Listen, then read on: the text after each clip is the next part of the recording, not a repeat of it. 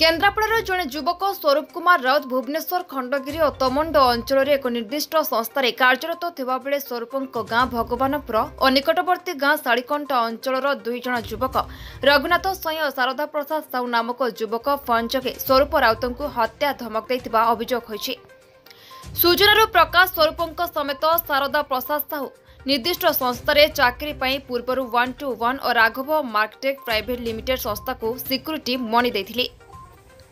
किंतु सही संस्था सिक्यूरीटी मनी नहीं चाकरी न दे अनेक आशायी युवकों को ठकिथिला। एने स्वरूप राउत थाना अभियोग करथिले और केन्द्रापड़ा अदालत रे केस करथिले, किंतु ए दुई युवक रघुनाथ स्वाई और शारदा प्रसाद साहू व्याकुलतार सह हटा स्वरूपों को फोन करी टंका मागिबा सह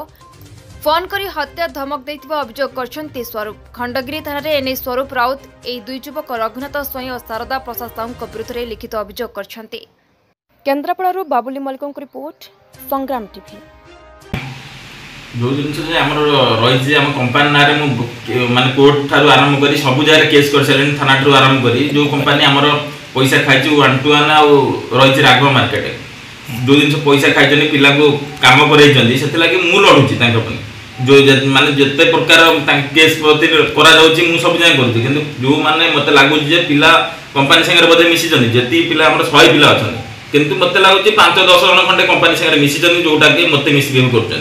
प्रति से 5-10 जन प्रति दृढ़ कार्यानुष्ठान नौकरी जिते जल्दी ये 5-10 जन को अरेस्ट करा जो जिन हूँ माने दिया रघुनाथ स्वाई